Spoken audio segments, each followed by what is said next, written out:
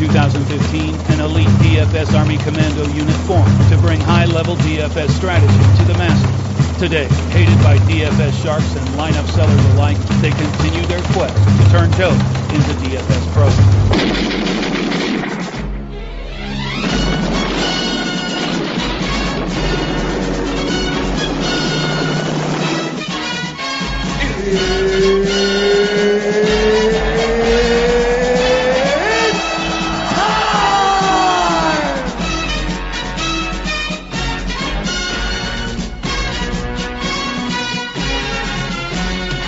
Hey, greetings everybody. This is Choppadong coming at you again with our flagship NFL podcast, Geeks, Vegas Lines for FanDuel and DraftKings, where Kevin, a.k.a. the Fantasy Football Geek, and yours truly dive in and break down each and every game on the NFL slate.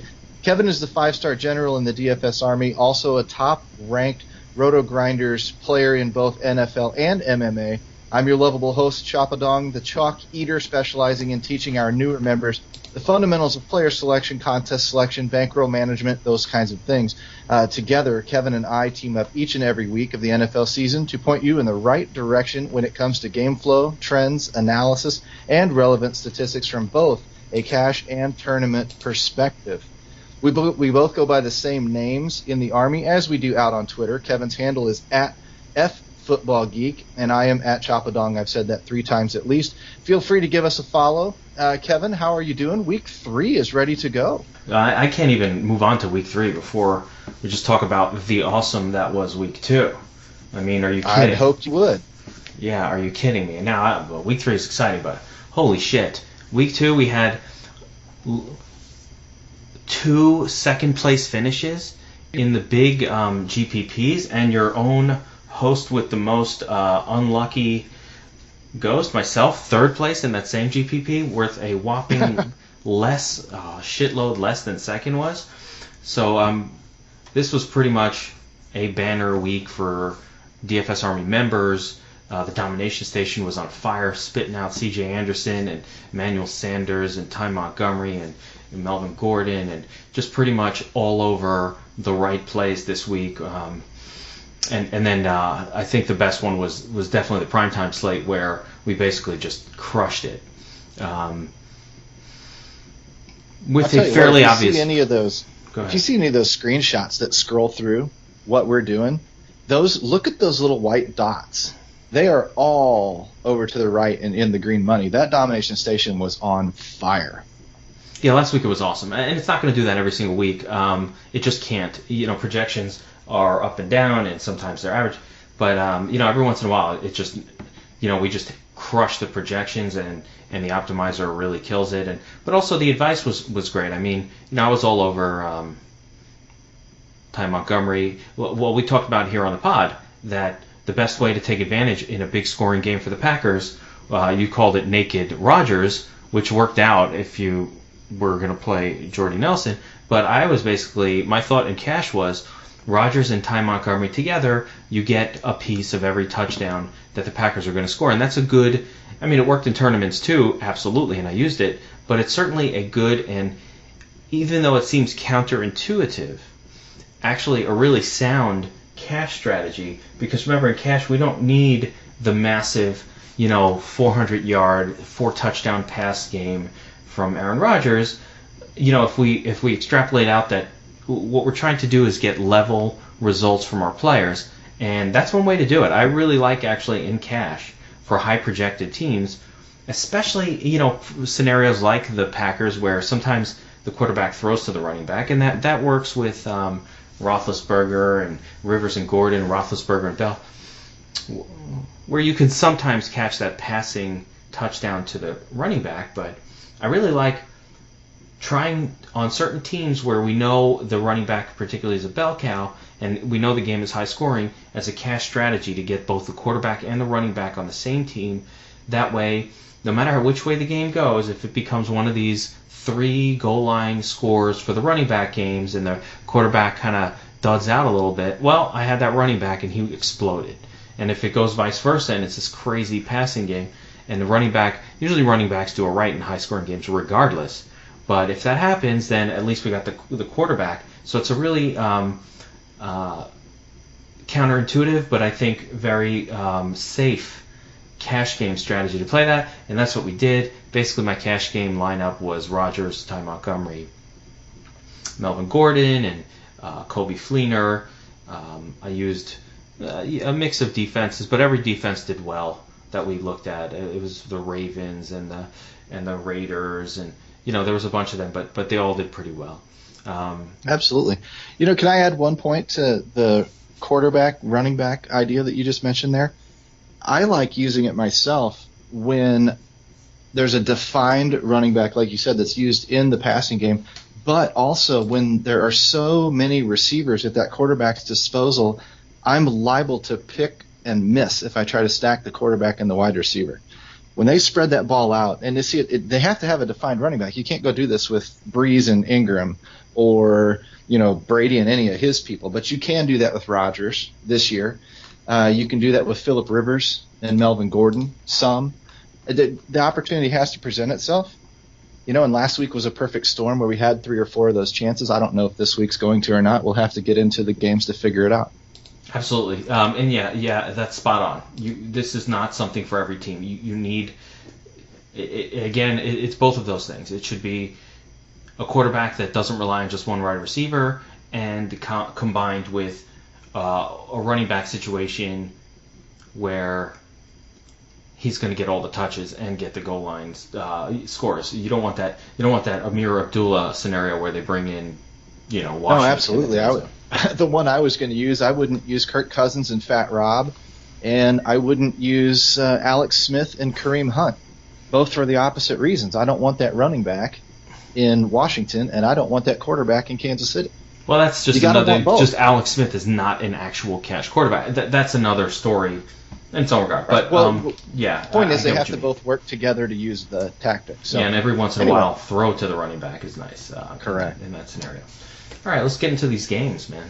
Yeah, let's dive in. Game 1 Thursday night. I'm going to anticipate another Thursday night fade call coming out of you here. We've got looks like the favorite LA Rams, 2.5-point favorites, heading into San Francisco, and the total on this game is a paltry 40 points. Being favored and being on the road, do we still like Todd Gurley? Yeah, I think you could play Gurley here. I'm not going to, but this is an easy fade game, and I like this week. There's a double sort of there's a London game as well. So, and the London game looks worse than this one for scoring purposes. So, while there are a few options on these teams that I like in a general like season-long fantasy football sense, I can't really see getting super excited about any of them for daily fantasy purposes. Like, you could see in season-long punting with like a Cooper Kupp again, trying that for the Rams out. And, Gurley, obviously you're going to play him if you have him on your team. And I like, Gurley does better when his team is favored big. This season, though, he's done all right, though. And San Francisco doesn't have much as far as a defense goes. So I think Gurley's definitely playable. I think the problem is he might be high owned here, and at that point I definitely don't want him. I'd rather him have a dud, root for him to have a shitty game, get in the Thursday through Monday contest. Root for him to have a shitty game. What's the worst case that happens? Gurley has a great game. He puts up 22 points because that's his ceiling. Big shit. I'm not. He's not the nuts. He's expensive enough that if I faded him and he does well, big deal. So that makes good sense. Do you like him on a short week? Is that another? I mean, by the way, the other guy's column. No, I don't think that helps. I think every team plays a little bit worse on Thursdays a lot of the time. But I mean, the same could be said for San Francisco. This is a good matchup for them in the sense that Hyde's been pretty beastly lately, and Rams are a good defense, but Hyde just destroyed Seattle. And then I don't think the Rams really have such a scary secondary that you would think Pierre Garçon couldn't have a decent day if they threw him enough targets. So, there's some potential here. Again, there's definitely more season long. With this low total, it doesn't... And the fact that it's a Thursday game where it's potentially going to be higher owned than it should be. The reason for the Thursday fade isn't because teams play bad on Thursday. The reason for the Thursday fade has always been because the players from this game, where you'd normally pretty well avoid it, are going to be a little higher owned than normal because everybody who's entering lineups is kind of looking at it like, I'm going to watch that game, I want to root for this guy. Because or at least I hope so. I hope people who, at least a good chunk of people who play actually want to watch the games. I know I do. I love watching football. And I think that's a factor. There'll be people who game stack this just to be contrarian. People game stack every game, every single week in a big contest, though. It's not that, it's Thursday, that's why they do it. They do that with every game. We just notice it on the Thursday because it's the only game being played. But, that makes good yeah, sense. I would just like last week when we were on the show, I said, play the slate, but fade the game. And that was huge. That was a huge thing. It worked really well last week because the Thursday was a stanker. And it was terrible. Yeah. And so, if you did that, you had a big leg up because I looked afterwards and the Bengals and like these players in this terrible game were they were about 20% owned across the board. If you added some of the percentage totals together, it was even a little more than that. So like there were a lot of dead lines. It was like free overlay. I had 30% of people in my cash games that had at least one player from that game. That's what I'm so saying. that automatically kills one slot, and in some cases 2, 3, or 4. It creates your overlay, like you're saying. I assume the next game is similar. Is that correct? Baltimore Jacksonville is horrible. This is to stay away from. If you want to play defenses here, that's it. I mean, Baltimore has Buck Allen, who is kind of trending up right now. He was awesome last week, and he could have another big game. But outside of him, Jacksonville defense good. These games in London are disgusting most of the time. The teams are just off their game completely. They're in another country. There's a little jet lag involved, and the players are out, going to see Big Ben and touring instead of practicing normally. So I hate it. I would not play anyone from that game. Again, in season long, sure, I'm going to roll out some guys and Macklin and whoever your standard people are. But in DFS, there's no reason to play this game. Oh, well, that's 2 games down. Yeah, that's 2 games we're fading more or less. Let's jump into the Sunday games at 1:00 first starting game. We got Cleveland at Indianapolis. God, that's another crappy game on paper. It's a low total and on paper, but sometimes a game where the two teams are pretty bad equally. Well, then what do you like for it? Do you think that this Higgins dude is a thing? Yeah, there's a few things going on here. So Higgins is one. Now, is he a thing? I don't freaking know. I mean, he's a guy I'm targeting in my deep season-long leagues because he could break out. It seems like they're going to throw to him over anyone else. He had pretty good numbers last week when Corey Coleman came out of the game. For some reason, they went to this guy Higgins, who no one had ever really heard of before, and 11 targets, 7 receptions, and he had 16 points. He had a big day. And why would that stop? I mean, they're not throwing it to Kenny Britt. They don't like him. And there's no one else really on this team. There's one other guy. Actually, Ricardo Lewis or something like that. Ricardo. Let me see. Ricky Ricardo. Not Ricky Ricardo, but his name is Ricardo Lewis. And I don't have a song for you this week, just so you know. Thank good. Yeah, Ricardo Lewis. Okay, holy shit, I got his name right. That's crazy. But he got a couple of receptions, and he's, listen, I'm not playing this guy this week, but I mean, it's a couple guys to keep an eye on in Dynasty, season-long type leagues, and Higgins is actually playable. Anybody coming off an 11-target day, and they're playing against the Colts, and the Colts have actually been relatively decent against the run. Yeah.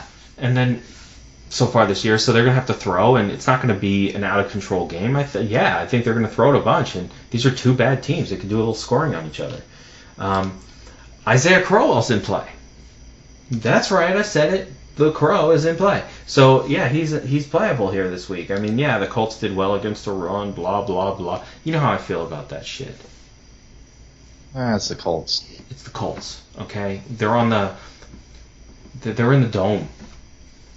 It's the fast surface. And Kroll will have a couple of breakout games every year. Now, obviously, there's some injury situations going on here. I think Jacoby Brissett might be hurt. I don't know.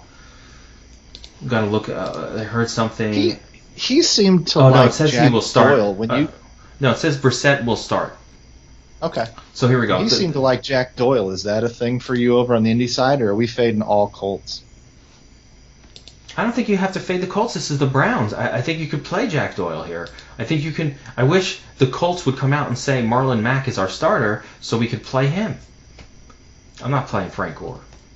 And I don't trust the Colts wide receivers at all outside of Doyle. I don't really trust Doyle, but I mean, 8 targets, 8 receptions. Yeah. That's a pretty good number, 100% reception rate. Young quarterbacks tend to like their tight end too. He's a nice little safety valve. So. And Doyle, who I believe has an awesome nickname. The hell, Hard Hat. Hard Hat? Yeah, because he's workmanlike. That's awesome. I saw that. He's the Hard Hat? That is not mine. I am not coining that one. No, I saw that. Still Cool. I think it could have been even Evan Silva who said it, but I like it. So I do too. Yeah, that's cool. But that's about it. Are those the basic names? Yeah. That's about it. That's about it. All right, let's rock on. This game's a little bit more intriguing, and the next one I have on the list is Pittsburgh at Chicago. This one had all sorts of question marks for me. I know Pittsburgh's a 7.5-point favorite, and there's a 45-point total on this one, so it seems all of Pittsburgh. But then we got Ben's road splits, and we got Le'Veon Bell shit in the bed the first couple of weeks, still getting the workload. Looks like he'll be back, but do we pay up for him? Can Ben throw the ball? I mean, what the hell are we doing here? This game contradicts itself in a few places. I mean, Chicago, they're not good. They just got torched by Tampa Bay. So they're inefficient on offense. The whole Glennon thing, it's not working out so well. Got like 4 picks on the year, doesn't he? He's got a bunch of picks. He hasn't been great. I like this game. I like this game from both sides. So, part of the problem is some of the salaries. Like, listen, I'm looking at DraftKings right now. And outside of, if Jordan Howard's out, I will change my mind mildly. But Jordan Howard should not, Tarek Cohen should not be 5,600 on DraftKings. That salary level has gotten out of control. I like Jordan Howard. I like Tarek Cohen, but not at that price. Kendall Wright, okay, 4,300. He seems to be the primary wide receiver. Had a better game last week. 10 targets, 7 receptions. Okay. That's a little better. For 4,300, that's very good. It's fine. I think it's a game where we go back to the usual suspects on the Steelers. Even Le'Veon Bell, his price has come down. I like it. Le'Veon Bell is not going to be bad for some prolonged period of time. He is the man, and he will be the man. And then we'll all be looking back like, oh, no, fuck, I should have traded for Le'Veon Bell when his owner was all offering me Bell and someone else for Kareem Hunt. Well, yeah, take that trade.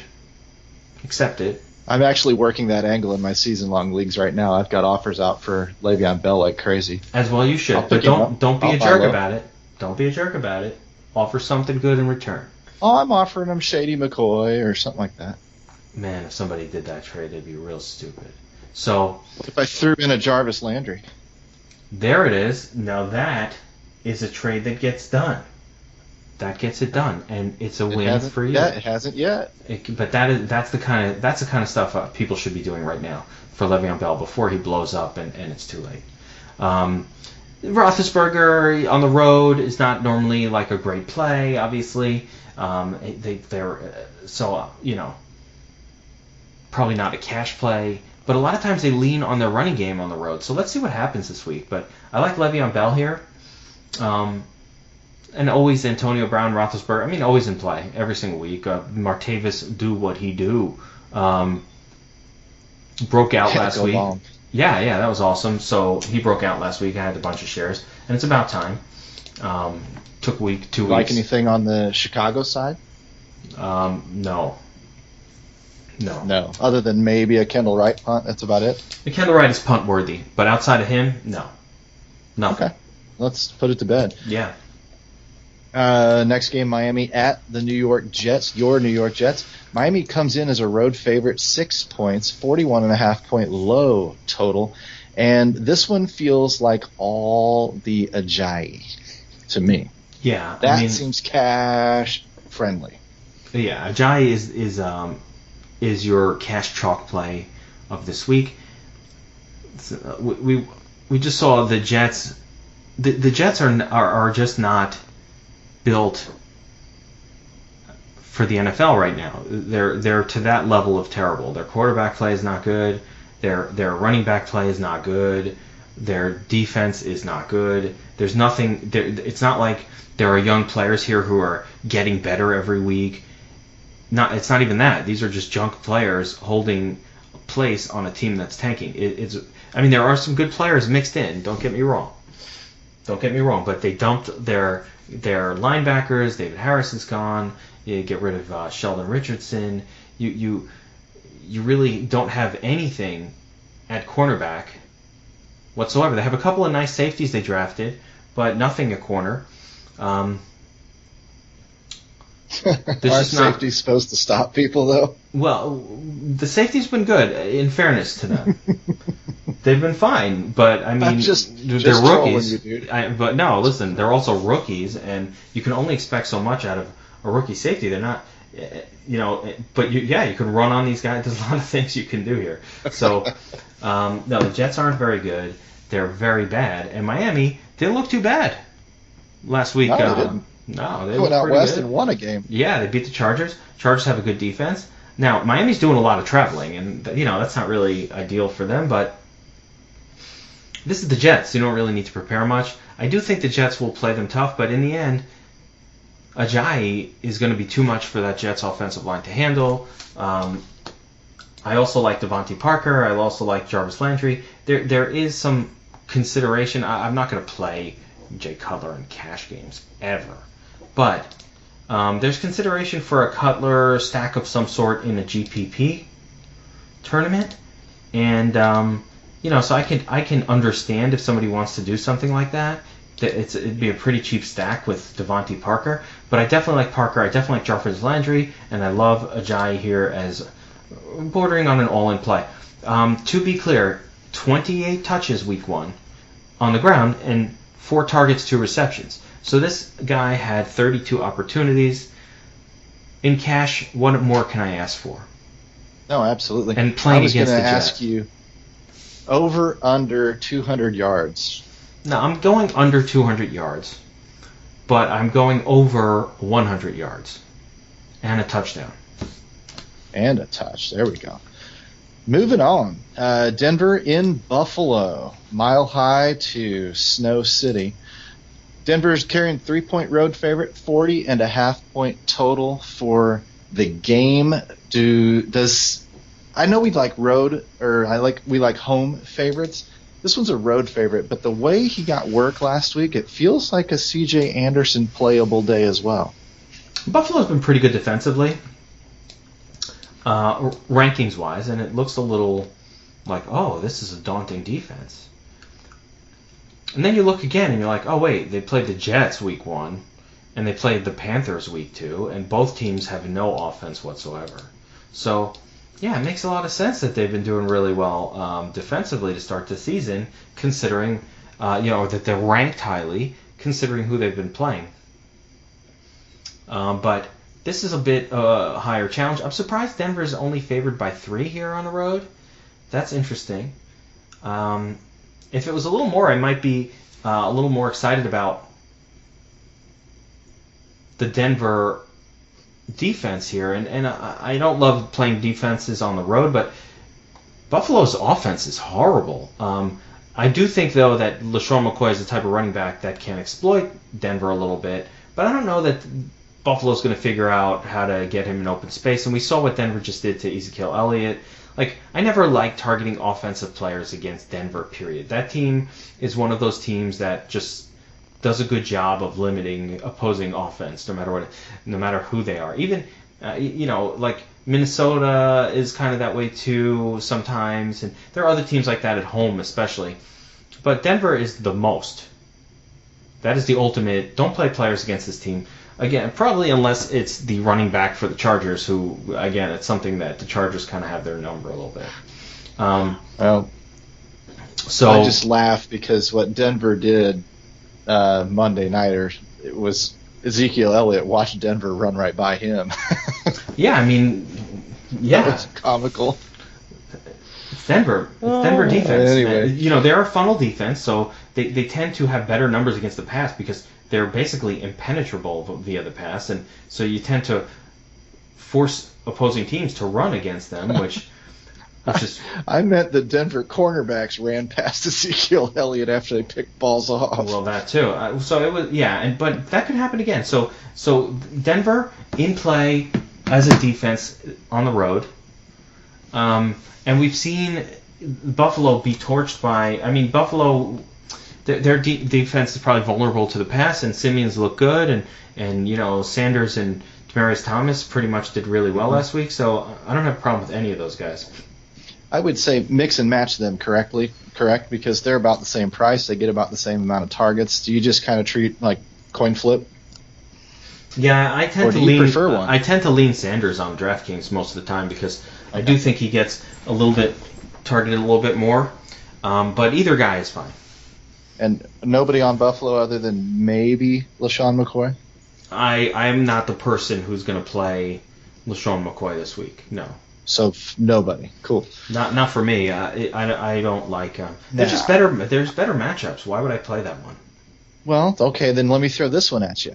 At home, New England Patriots are hosting the Houston Texans, and we know Houston has an elite defense. I mean, but New England's a 13-point favorite at home with a 43-point total. I think that puts them at like a 28 implied and puts Houston down at 15.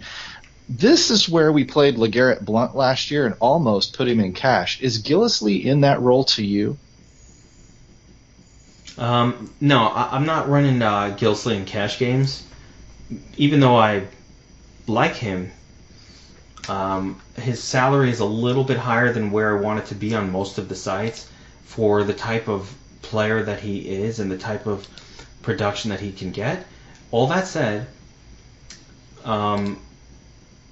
I like Gillislee, but I just, at 5,700 on, I mean, I guess I have to look at who else is available price-wise. 5,700 is pretty high on DraftKings, for example, and I think he's maybe a little more, he's more of a FanDuel play for me anyway because of the PPR deal sure. with DraftKings. Absolutely, he's a little more touchdown dependent, and that favors like a Marshawn Lynch, that favors FanDuel. Now, understand, the Texans are so bad offensively. We saw this game play out last season. Do you remember? Because I do. That's why I'm good. That's why I'm good at DFS. I have such a short memory. I don't remember crap. So one of my weird quirks is I remember everything, or I especially football related. I remember everything. Arguments between you and your wife must be awesome then. It's not good. She forgets everything, so it's not good for her. Because I win those arguments just because I always have something. It's the opposite here. I remember nothing. She remembers everything. So anyway, what happened last year? Houston, they went out to New England. They got smoked, right? They didn't score. It was a 0-point game for the Texans. They literally put up a 0 at the Patriots last season. And you know something? You think that could happen again. And it doesn't have to be a 0, so don't hold me to that. But can you get negative points? You can't get negatives. It doesn't have to be a 0, but it kind of could be a 0, and that's interesting. Right. So, that means fire up New England defense. Definitely New England defense in play, and stay away from all things Houston.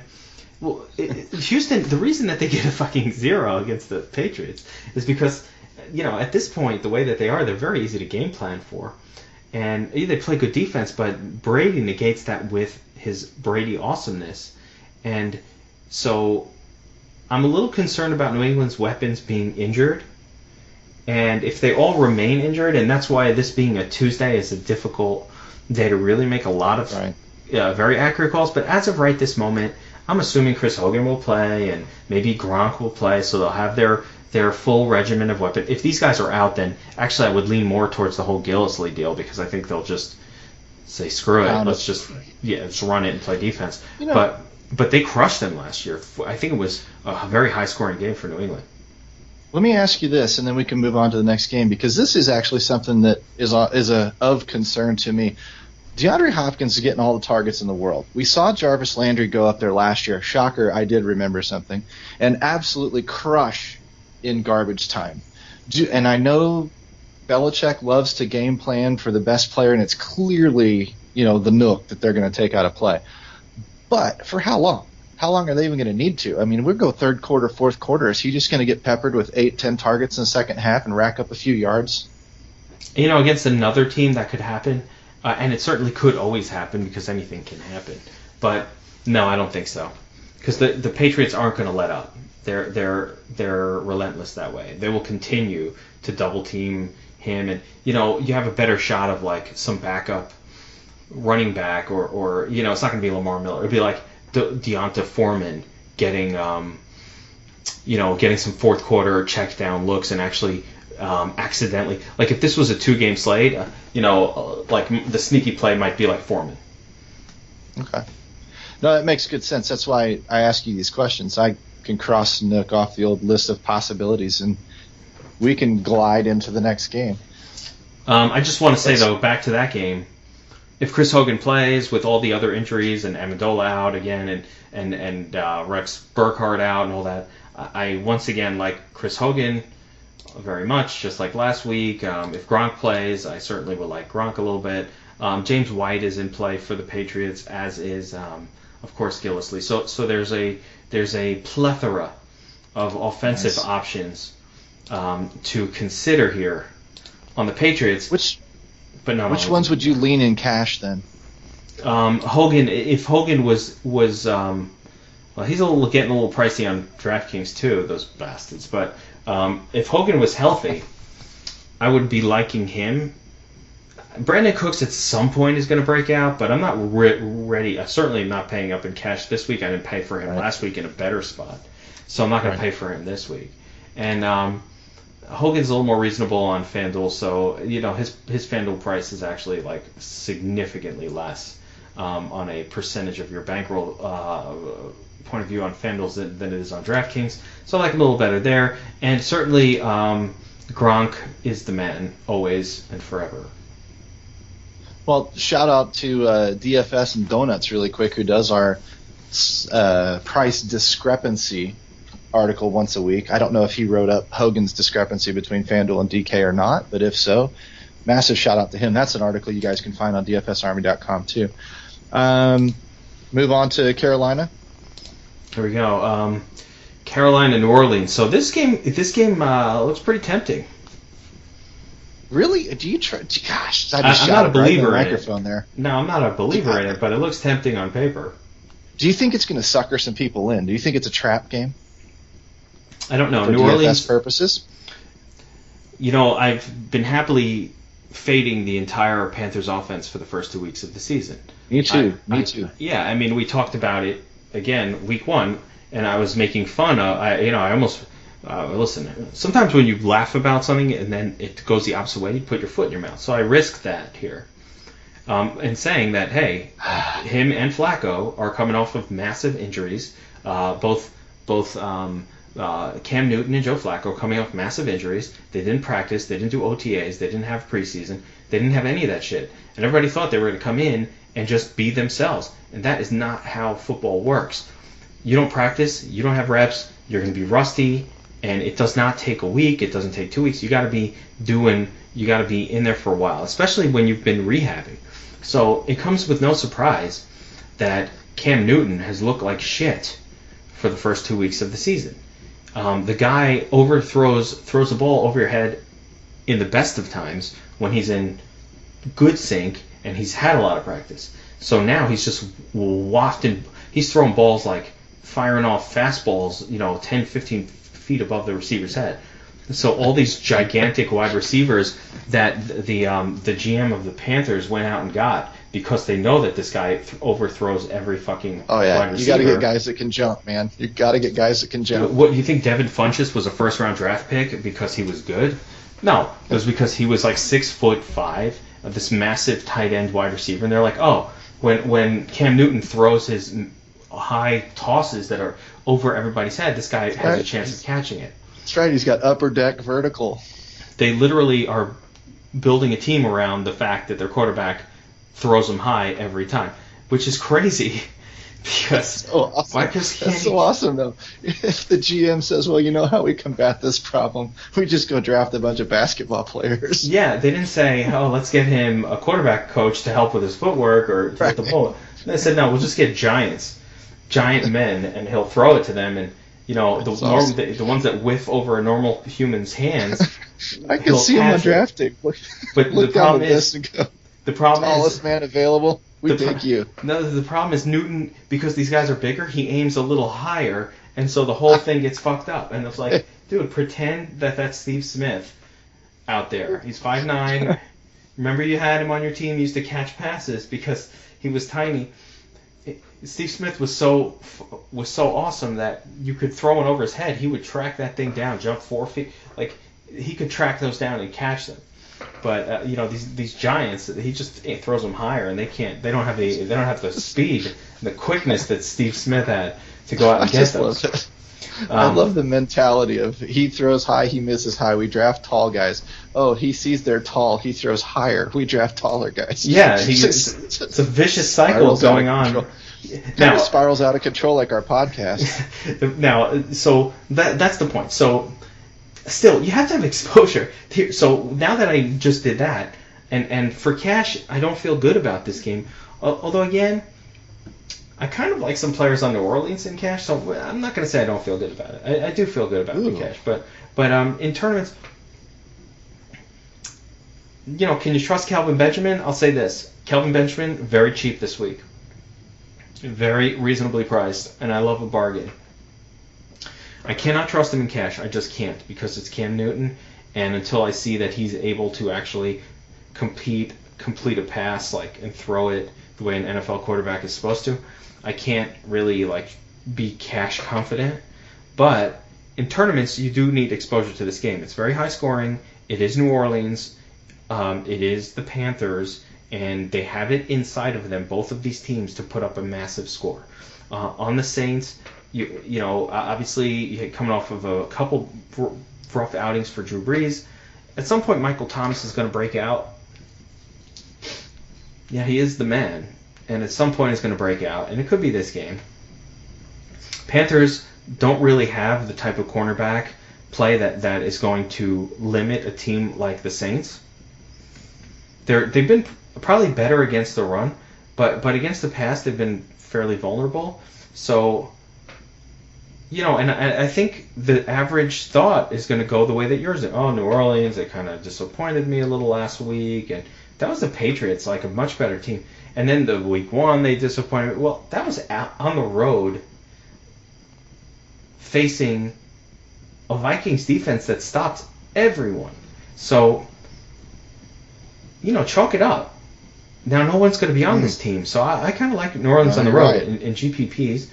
I don't know if I'm super excited to spend up for Michael Thomas because he hasn't quite yet this season demonstrated his studliness, but or even enough of a target share to really get me fired up about spending a lot for him.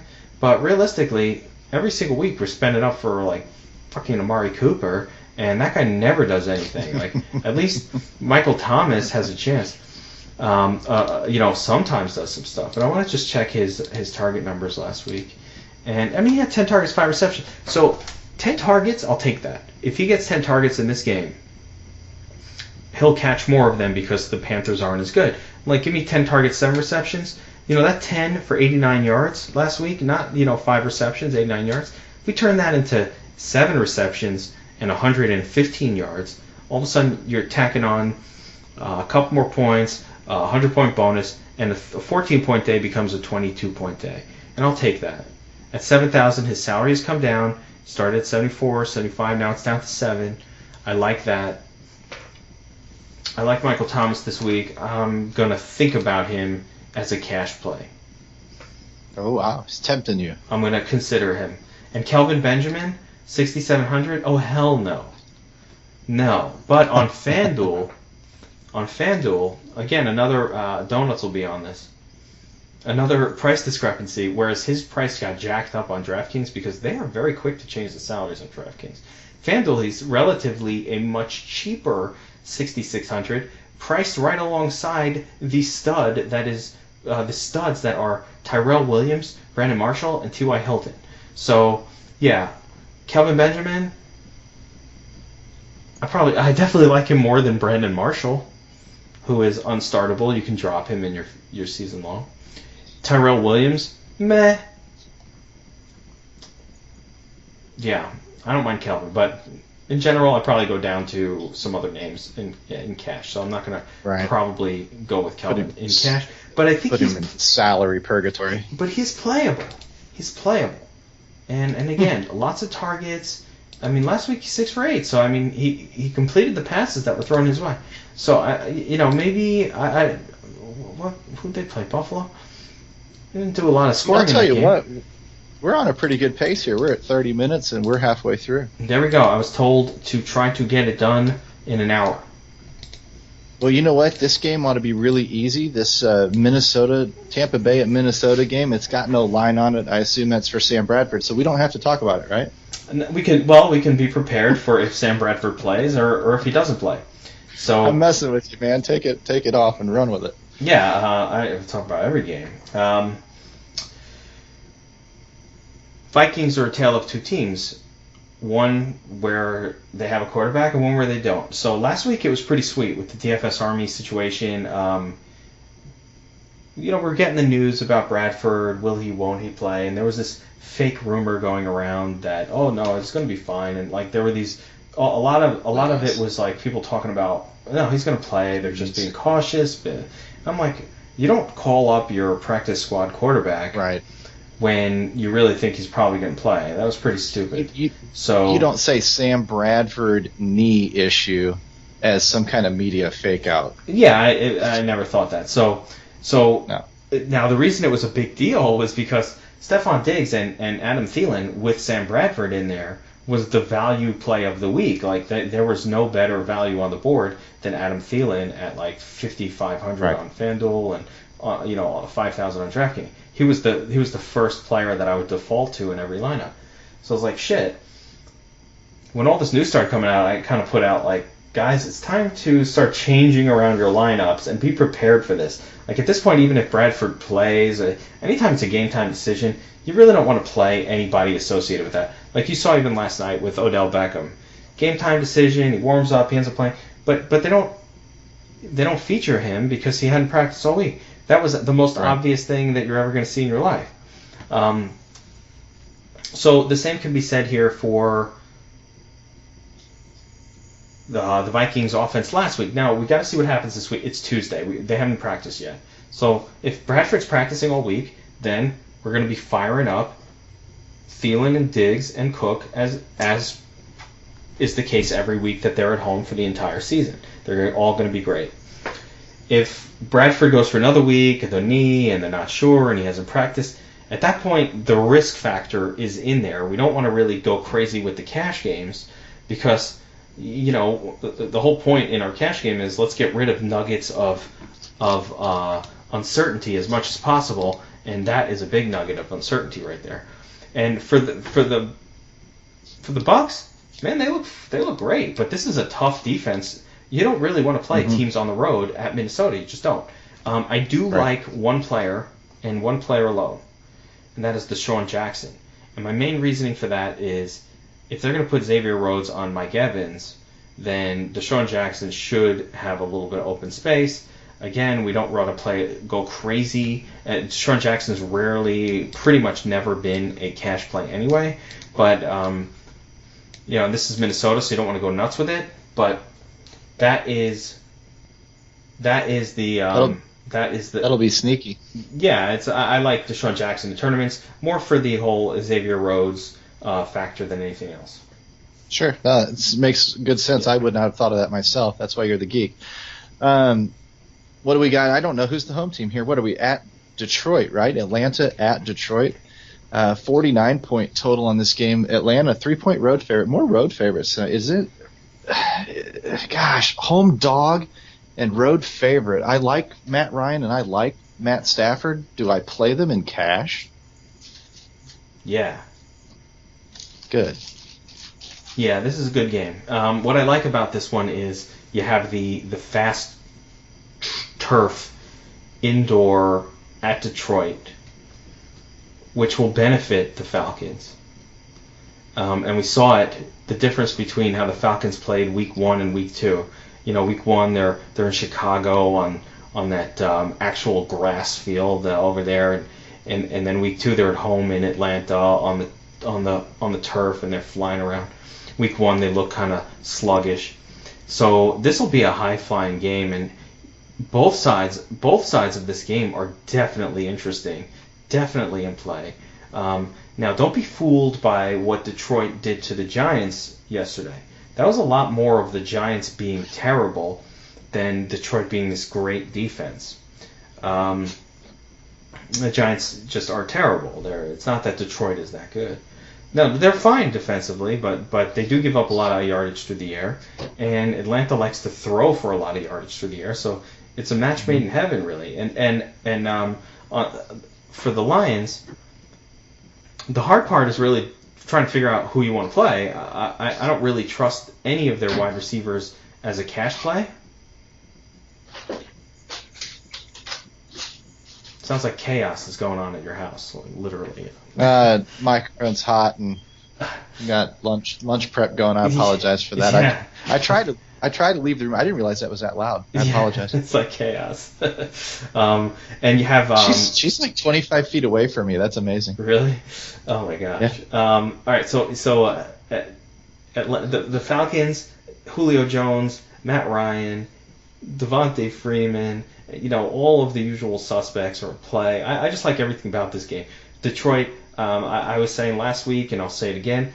Unfortunately, he doesn't really do much with it, but Amir Abdullah is the starting running back, and he gets the bulk of the carries for this team. People haven't quite figured it out yet, oddly enough. Or I don't know if it's oddly or not, but because it just hasn't translated into big scoring days, partially because they take him out at the goal line, which sucks. So, I mean, if they're going to do that, it's really going to hamper my desire to ever use him. But he is the starter. I'm trying to find the stats from last week, and here we go. 17 carries, but 0 targets, 0 receptions. So he got all the carries. The week before he got some targets too. Last week he got none. But 17 carries compared to Theo Riddick, 9 carries, 3 targets. Riddick is the backup. And Riddick, actually, a lot of that stuff came in garbage time when they were killing the clock late in that game. The problem is, hello, Dwayne Washington. Goal line carries. Really? You're bringing in Dwayne Washington on the fucking goal line? You're going to vulture me? So that sucked. And I hope they stop doing that, because if Abdullah can't get those goal line touches, he's just not going to be valuable. But if he did, he's a sneaky, sneaky value. Freeman, big game last week, 2 touchdowns. Why not use it? Why not go back to the well? He's very inexpensive, relatively speaking. I certainly like him a lot better than I do Tevin Coleman, who gets almost half the number of carries as he does and isn't enough cheaper to really make me want to play him. So, yeah, I love this game. This is a really... it's probably under the radar right this moment because everybody's talking about some of these other ones potentially. I don't know how under the radar it's actually going to be. As I look at it... I don't think... there's one game that stands out, and we're going to get to it because it is the hammer, so we'll get to that. Oh, absolutely. Well, let's pound through to the next one then. New York Giants at Philly. Philly's a 6-point favorite and 43-point total. I don't have much to say about that game. I'll let you take it away so we can make up for some lost time here. Yeah, here we go. So Giants, good defense. Not the kind of defense you want to really target a lot of players going against. On the flip side, Giants, a terrible offense. They get sacked all the time. Eli Manning, turnover machine. So Eagles at home, they're a good defensive team. We saw what the Lions did to the Giants last week. I don't see any improvement. Why would there be? Eventually the Giants will turn around. They do this every year. They start off awful, but it usually takes like 4 or 5 games for them to turn it around a little bit, start being okay. And, that can happen at any moment. That's how that team always operates every single year. But I'm not sure it's going to happen here. This is a tough spot for them. I like Philly defense. My favorite player on the Philly team is Zach Ertz. He goes back to chalk levels as he was week 1. Giants can't stop the tight end. Giants have a nice tight end, but Philadelphia has been pretty good against tight ends outside of last week. So they're not going to be ranked well against tight ends because of last week, but and the Travis Kelce fantasy points eruption. But in general, they're pretty good against tight ends. And so, Odell Beckham is back here, which is a concern from a defensive standpoint. I think the Giants get better when Odell Beckham is at full strength. I know that is a big difference with that team. So keep that in mind. That's the risk with the Philly defense, is that Odell Beckham shreds them. But again, do you like Carson Wentz? Are you surprised by his production so far this year? No, I do like Wentz, and I thought he was the best quarterback of that draft last year. And yeah, I mean, he looks like a franchise. He has the potential to grow into a franchise quarterback. He has good poise, and I like him. I don't have a problem. We have to also there's some injury things. I just want to note this with the Giants. There's some injury situations in their defense that I'm monitoring, and that we don't know. Like Dominique Rodgers-Cromartie came out of the game at one point last week, and the other cornerback who was even better didn't play last week. It's Janoris Jenkins, I think. Is that who it is? Mm-hmm. Yeah. So let's see if those guys are going to play, because maybe slightly, probably not. Alshon Jeffrey, no. I like Zach Ertz. Screw Alshon Jeffrey. Outside of Zach Ertz, obviously the Eagles' running game is non-existent. Giants' running game is non-existent. Giants, the only alternate wide receiver on the Giants that has any fantasy interest whatsoever is Sterling Shepard, and I think with a full healthy Odell Beckham on a week of practice, they're just going to feed him. So if you need a contrarian play this week and you want to pay up for it, you might as well grab a share or two of Odell Beckham, because I highly doubt he's going to be heavily owned. So do we move to Tennessee now, I think? Yeah. Is that right? Seattle goes into Tennessee. Tennessee's a 2.5-point favorite in this one, apparently. And we're at a 43-point game total. Now, Seattle obviously has issues on the road. I don't trust any of these guys until I see them warm up and, realize that it is actually the football season and not the preseason still. How does Tennessee handle them?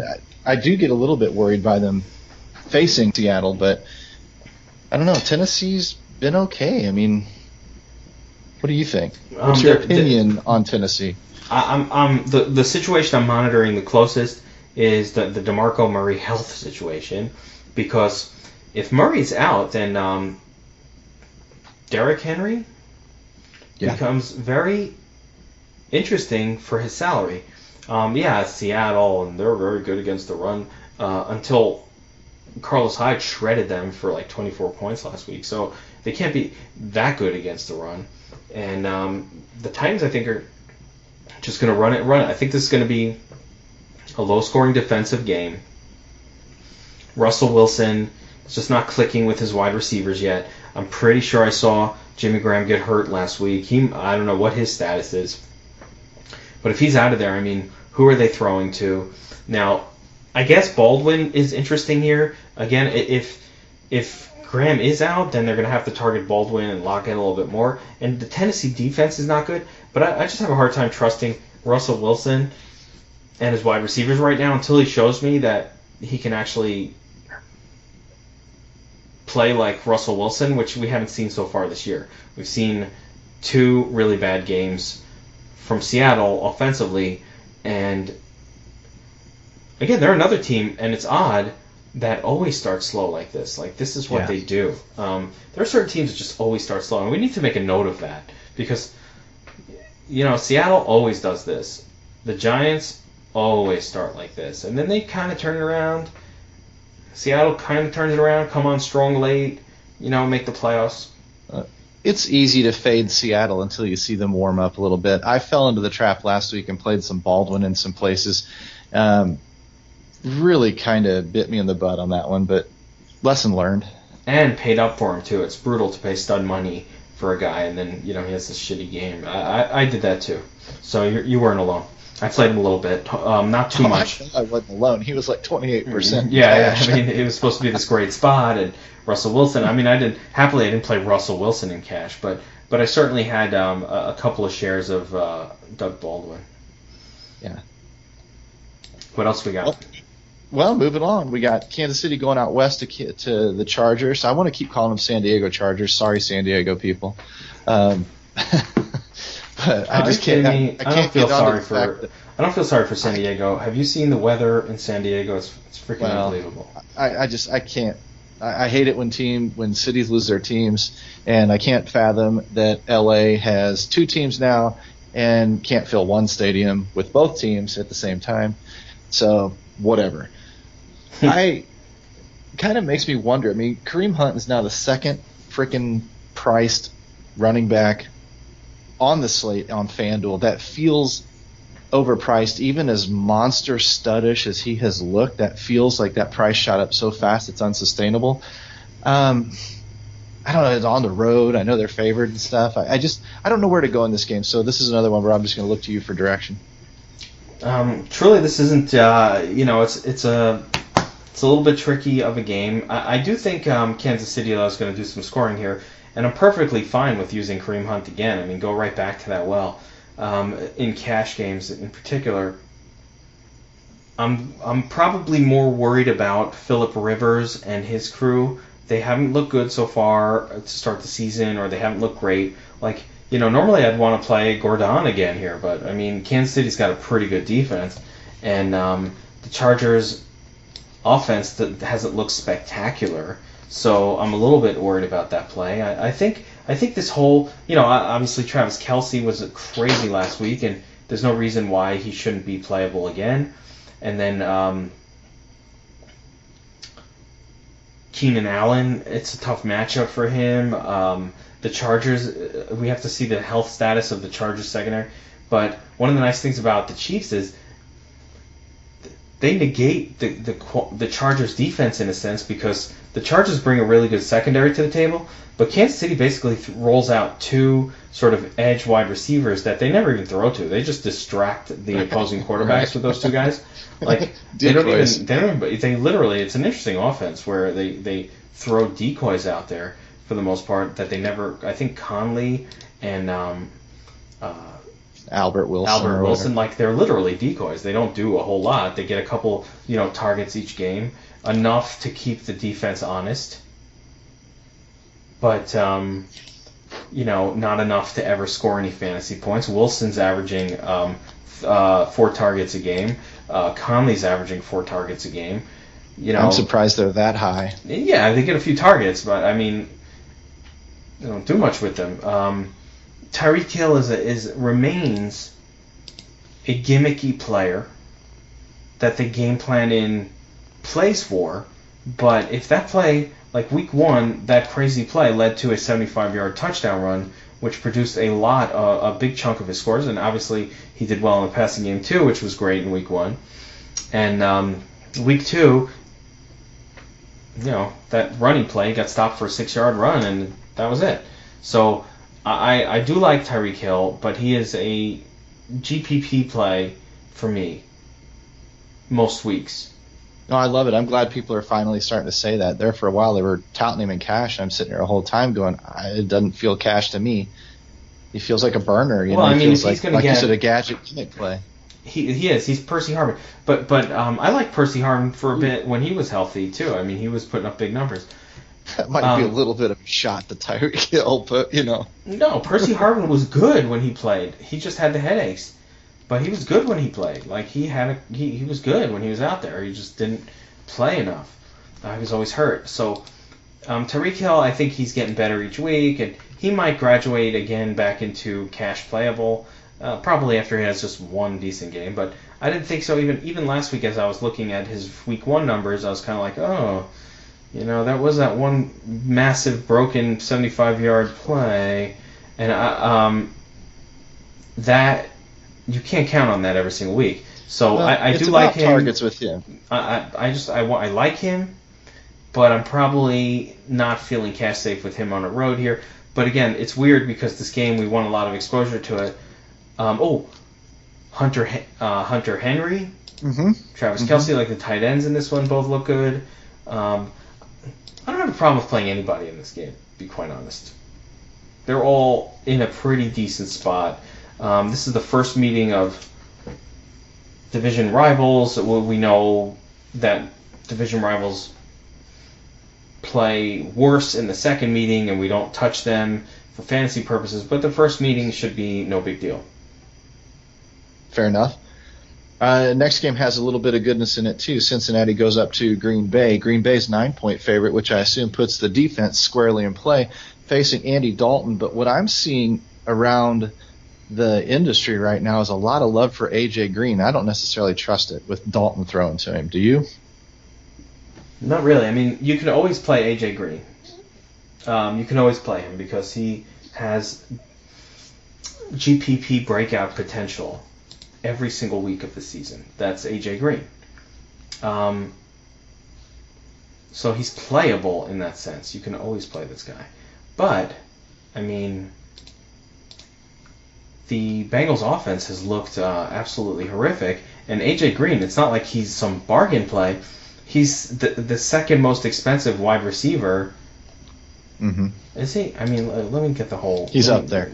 Oh, no, okay. He's right up there, though. I mean, I had a couple of games clicked off, but he's the 4th most expensive wide receiver on DraftKings. He is a much more reasonable... Actually, I do like A.J. Green on FanDuel a little bit, where he's priced down to $7,500 correctly. I know what they're doing. They're like playing the matchup Hopkins. in the secondary. I mean, the Green Bay secondary is not very special, so you can play A.J. Green here. You know what it is? But it's Dalton throwing to him. Don't think by the fact that you said you've heard some people around the industry that means like Green is going to be some chalk play. He's not. He will be wildly low owned, and he makes for much more so of a GPP play than anything else. Although on FanDuel, I could probably make an argument for using him in cash at that salary. I mean, he's so far below the other studs.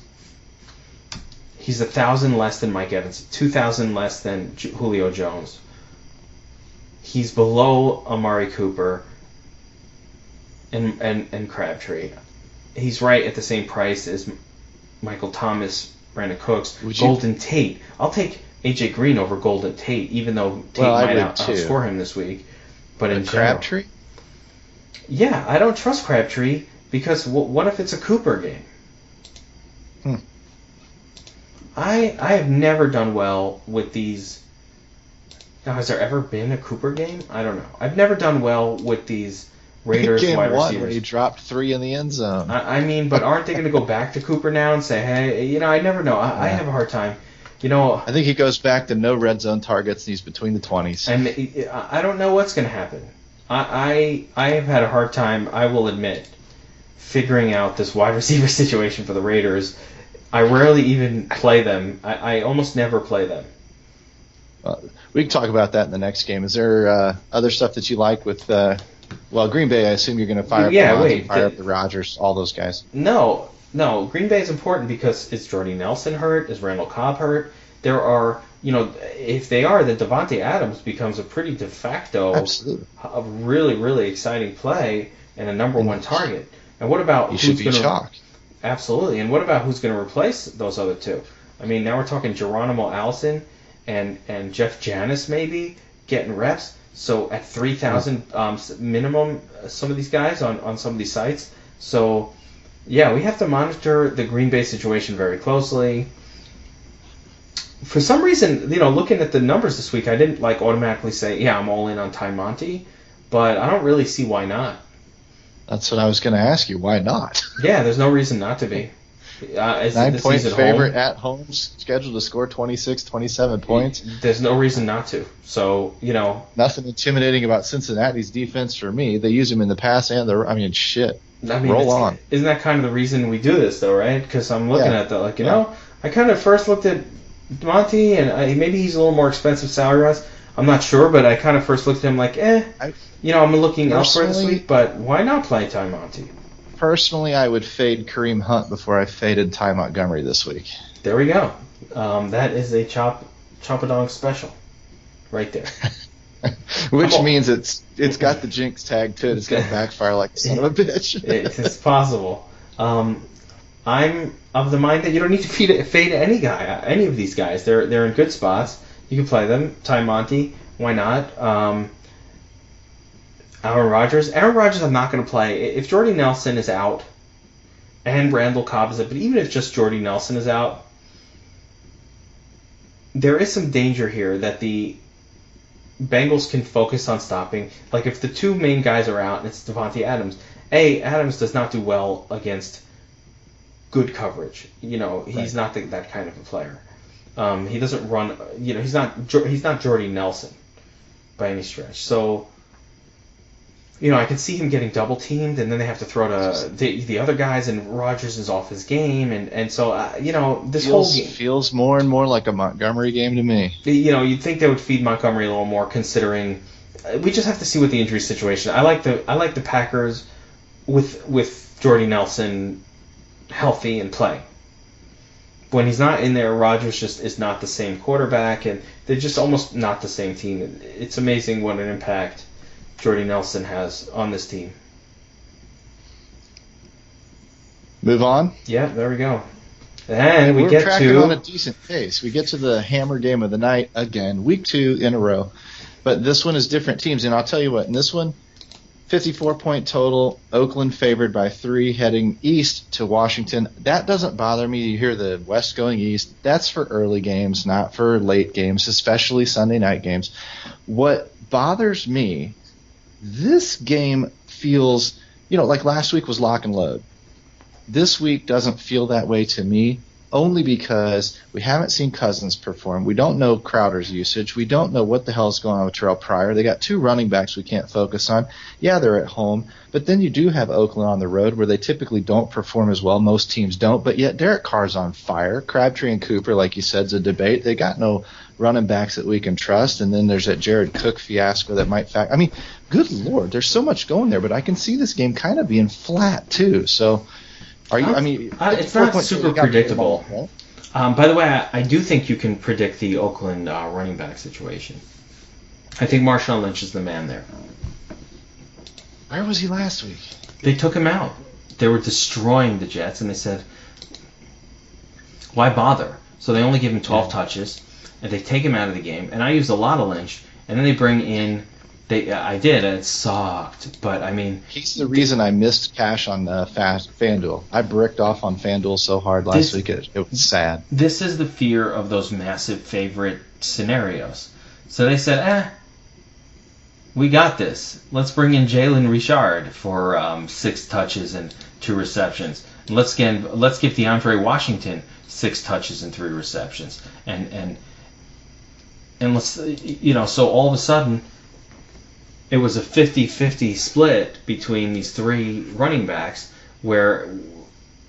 It shouldn't have been. No, I guess it shouldn't have been for fantasy purposes. I understand why they did it at home. It shouldn't have been for my purposes. Yeah, it definitely didn't do good. You would have liked to have seen Marshawn Lynch come in on one of those 3 goal line opportunities, just punch it in. Instead, they threw it to Crabtree. But, that's the break sometimes. So, but I still think Marshawn Lynch is the primary running back on this team. Now, unfortunately, again, they priced him up this week. It's not the easiest game to load up on. I can just say load up on Derek Carr. Mm-hmm. I think you probably should pair him up with Michael Crabtree. Carr. I think you got to, in my mind, I think it's... I can't predict this. It's very difficult to... I always think it should be Cooper, and it's always Crabtree. At some point, we have to give up on Amari Cooper. One of these days, you guys will learn that. Yeah, I mean, I'm telling you, I never choose Cooper and I never choose Demaryius Thomas. In both those offenses, I always run Sanders, I always run Crabtree, and I always seem to do okay.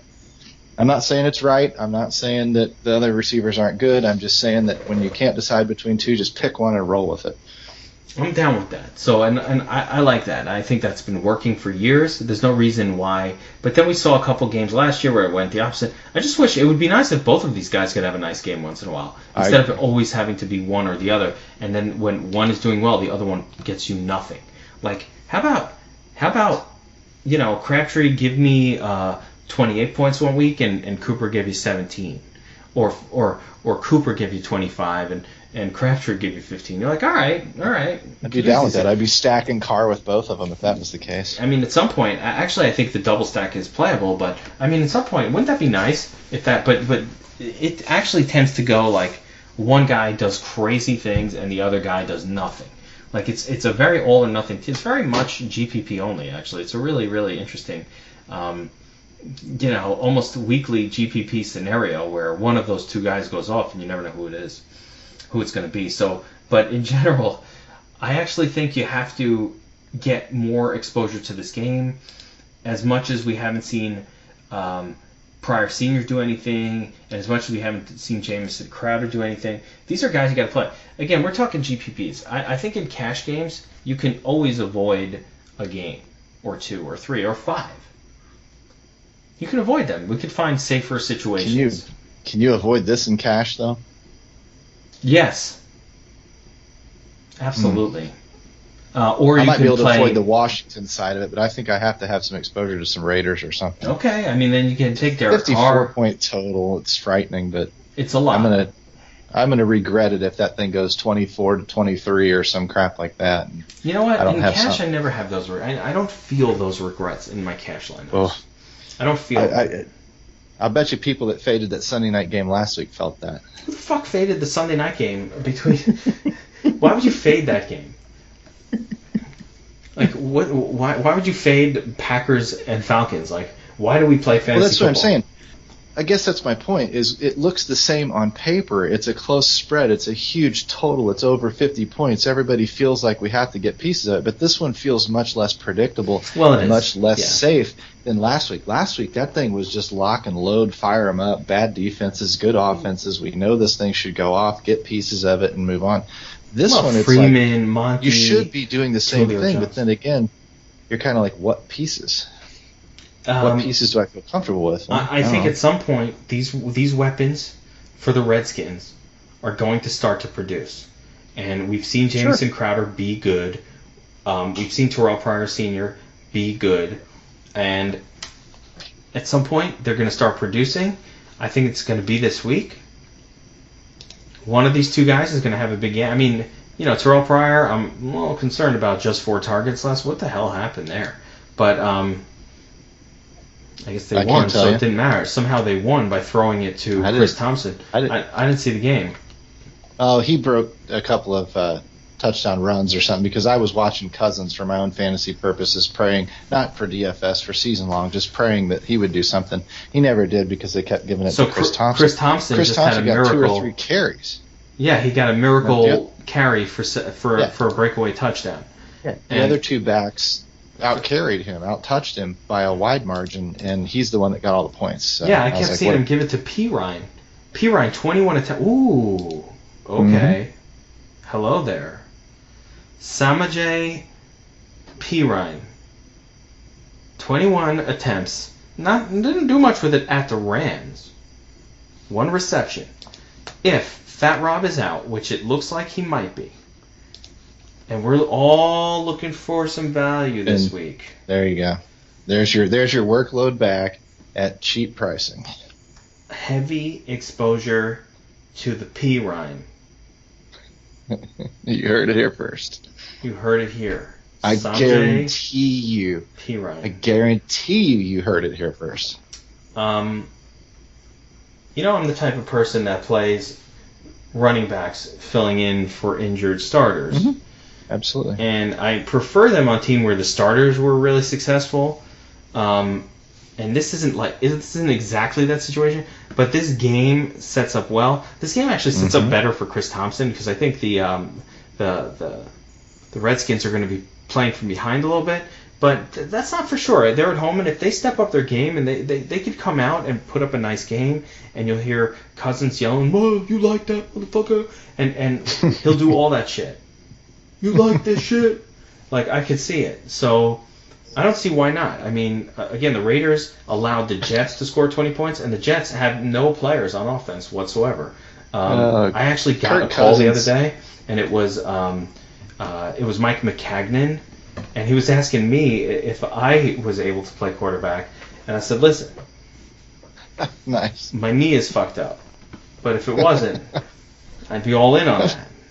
I just don't see Kirk Cousins being the smack talking type. I feel like that feels like me doing all the smack talking out there in an NFL field. People are just looking at me, just go away, please. Kirk Cousins could be like, you like that? He's going to start throwing touchdowns to Jameson Crowder. You like that? And I'm going to be like, hell yeah, I like that shit, because I got you on my fantasy team and scoring crazy points. So it's a game to get exposure to. It is what it is. You got it. It's 54 points. Get Jay Crowder. Pick one between Crabtree and Cooper. I think Crabtree is the cash play and Cooper is the GPP. But I don't really think any of them are a cash play, because if I even have to say this guy's a cash play, and this guy's a GPP, like, he's not a cash play because he's going to put up. If Cooper's going bananas, then Crabtree often doesn't do a thing. One of these days they're going to both put up some. I think my GPP play is Derek Carr and both of his wide receivers. And you're going to run it back with Crowder? Yes, I like that. Do the whole deal. Although the problem is they made Cooper and Crabtree so expensive that you can't actually pull that off. But if you could, it would be an interesting play. Well, you just have to start me. I'm Min Sal. I can get you a point or two. All right, next, Monday night? This game's relatively anticlimactic after that Sunday night hammer. Dallas, going out to Arizona? Of course, division game. 3-point road favorite again, 47-point total. That game actually has a little bit of goodness. Is Zeke going to hustle this time or what? Hell yeah, he's going to step up his game. It's going to be interesting playing the 2-game Sunday, the primetime slate, because there's a lot of fantasy interest in both of these games, and it's not an easy one. Call. Like last week, it was so easy. That's why our guys all won the fucking tournament, because I came out and we were talking about this, and we wrote a specific column about it where it was like, oh, number one, just fade the quarterbacks and most of the second game offenses and concentrate on Packers Falcons. It didn't seem genius, but somehow, yeah. And the biggest thing was with Jordy getting injured, it kind of affected a lot of things. But I mean, the Ty Montgomery 100%, Devontae Freeman 100% exposure. There was a few scenarios because the Monday night game had no real running backs that you're getting excited for. There was a few situations that allowed for some what I like to call free squares that really made it possible to win the contest. And if you just started out and said 50-50 Rodgers-Ryan, which is how I approached it, and I looked at the defenses and I said, all right, I don't think the defense is going to come from that game, which almost did with the Falcons on that pick return. But I said, I don't think the defense is going to come from this game, so let's go 50-50 Giants Detroit. Then I'm like, you know what, Giants are at home, let's go 60-40 Giants Detroit. I should have gone the opposite way, but nonetheless, 60-40 Giants Detroit. And then it was like, then you're setting your exposures to this wide receivers, and it's mostly, your Julio Jones, your Jordy Nelsons, your Devontae Adams, your Randall Cobbs, and your Sanu, all the usual names. And then with the tight end position, there were 4 of them, and you just went 25% a pop. It wasn't and every one of them actually did okay, except for maybe Hooper. So, that was the formula last week to win the tournament. This week you can't really do that. Like, who am I fading? I mean, like, I guess Carson Palmer, but you want some J.J. Nelson, you want the Oakland guys, you want the Washington, and Dallas looks good, and you want Ezekiel Elliott, and Dak Prescott could have a big game, and Des Bryant. So this will be a very interesting and certainly much less easy to cut down on the player pool Monday night. You're going to have to Sunday make choices. There's no doubt. The Cardinals' defense has not been impressive at all. I don't think they're going to stop the Cowboys. I don't think they can stop Zeke Elliott. And I'm not sure that the Cowboys, I think the Cardinals are going to be able to score them. So, all right, let's just actually break it down to the players. Dallas, it's Dak, Zeke, and Dez. I don't really like the secondary guys in this game. I don't think Jason Witten is going to keep beasting every single week. Good Lord. I don't think it's going to happen this week. And I don't like Cole Beasley almost ever. And then for the Cardinals, Larry Fitzgerald has been an epic disappointment. And he is going to my "you're fucking old and you can't play anymore" part of my brain until further notice. Like, hey, I will take him out. Palmer, though. I will take him out of the old age home. Him and Palmer together. I'm putting them to pasture over at the Great Neck Estates down the road over here, nursing home. Get 24/7 care. Diapers changed if you have them. Eating dinner at 4:30. Hell yeah. These guys are going to early bird. I bet that Carson Palmer and Larry Fitzgerald, they plan dinners together with the family. Because listen, these guys hang out. And they get the wives together. They go out to a local diner at 5 o'clock. And not sizzle. I don't know what goes on in Arizona. I'm giving you the New York scenario. All right. You go to the diner. And you don't order a burger or like breakfast meal. You go into the diner and you order like a roast chicken with the salad and all this crap, and you're like, dude, that's what that shit was frozen like 10 minutes ago, and you're ordering. I gotta get my meal. fiber. But I gotta get my fiber. They love it because it comes with a soup and a salad and a dessert, and it's all for $13.99, and it's on the thing, and you can only get it between 4 and 6 p.m. And they drink coffee decaf because it's getting late. No, because the blood pressure is too high. You gotta get decaf. So anyway, my point is, Larry Fitzgerald's no longer a safe cash play by any stretch. Like, again, he could have a good game this week, and that can all change. But what the fuck? 2 games? There's no John Brown. They're playing shitty teams that can't stop the pass. And his what's his stat line over the course of 2 games? Like 7 receptions, 90 yards. That's not doing it. I'm off it. J.J. Nelson exploded last week, had a big game. And I think that Chris Johnson has emerged as the number one. The number one, as unbelievable as this sounds. And I think Chris Johnson's not going to last. I think he'll, get hurt or something. Because he's old. He'll go join Palmer and Fitzgerald. Yeah, I mean, they're all so old on this team. Chris Johnson? Pull up a third chair. CJ from year 2K. I mean, like.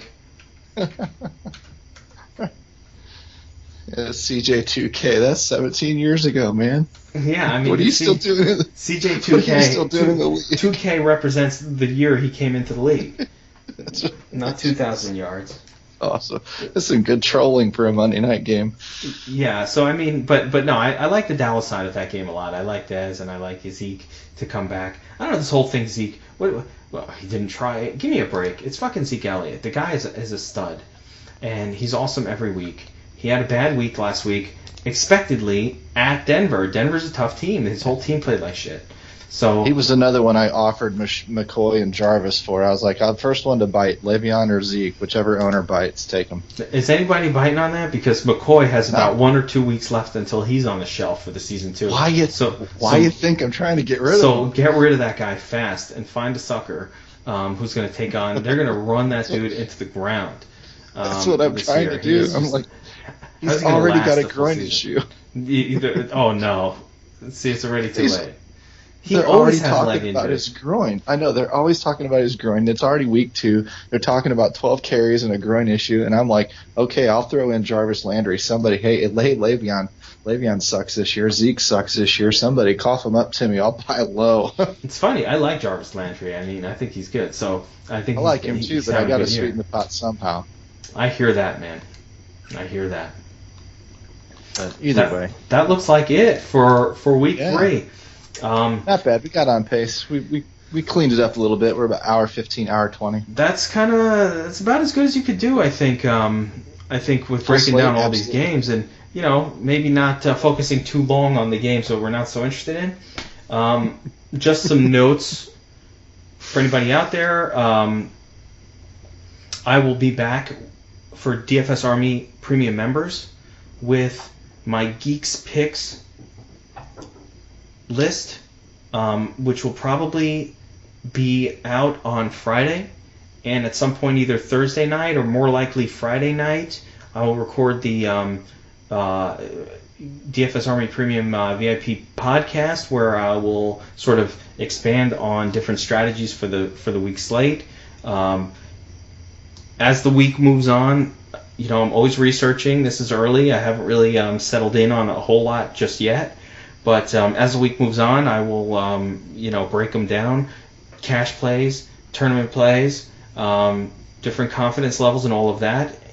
And obviously we have a lot of other content coming out, both for the public people and the VIP members. Different things. One of my favorites each week is Chop Your Box Checkers articles, really good, where we kind of look at every different position and see who checks off all the boxes for in the perfect spot, which is kind of fun. That one's fun. Yeah, that one's going VIP soon, though. That one's going to get locked up. It's too good. Better read it. Well, better take advantage of it, man. That thing's been identifying the best plays of the slate every week. And another one I like is where we're doing a breakdown of the pick'em games, comparing our projections across each tier. Super helpful for playing those in cash. I've been crushing pick'em in cash. I love pick'em in cash, actually. Right now it's weird. Seems like unusually soft.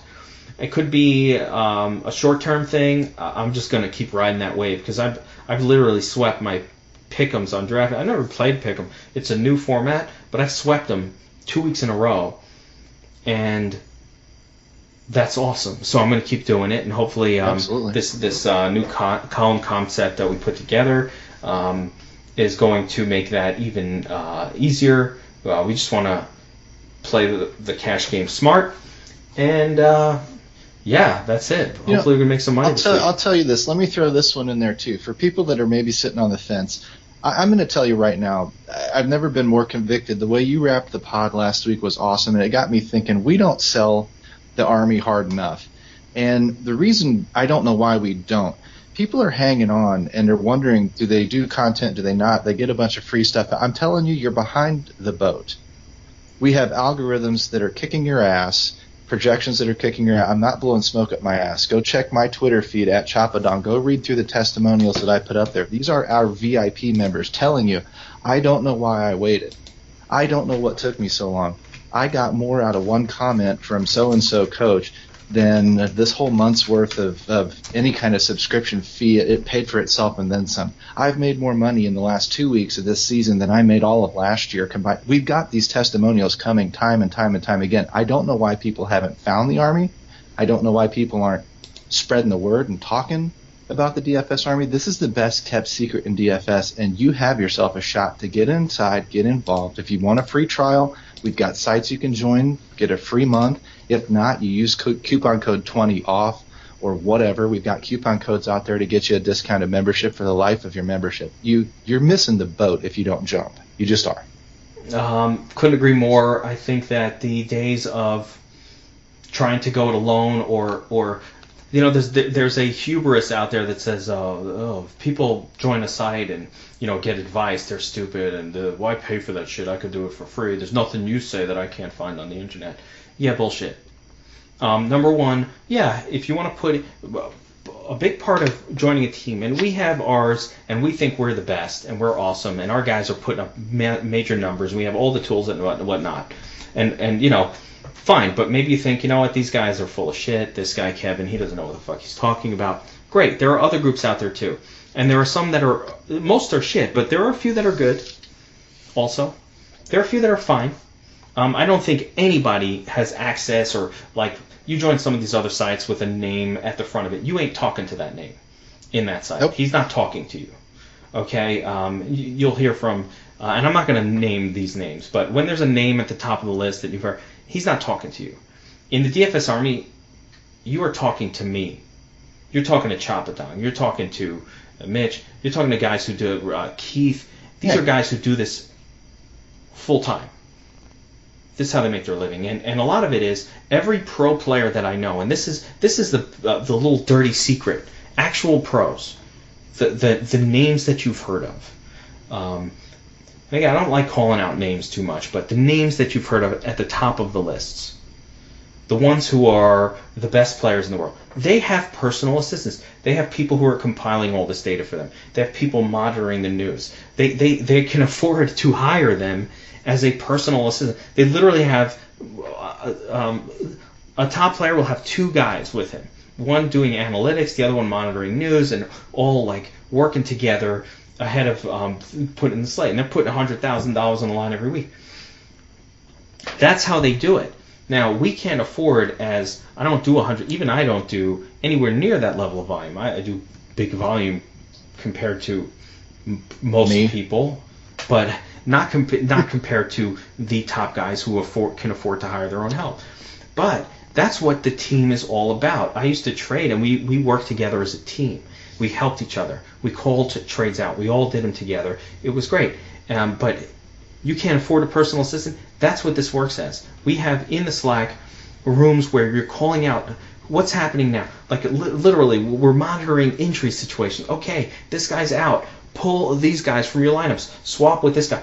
It's even more insane for baseball and basketball. But every sport, just that knowledge alone gives you a massive edge. Having top-notch projections, having amazing tools where you can quickly generate lineups, having the best projections around, or really, really great, you never know who's the best, but really fucking awesome ones that churn out winners where you can see the screenshots.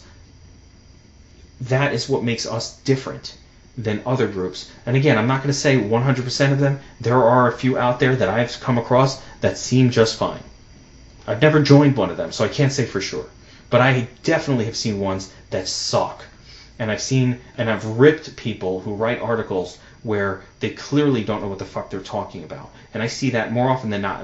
In 90% of the free stuff that you read on these free groups, pure shit.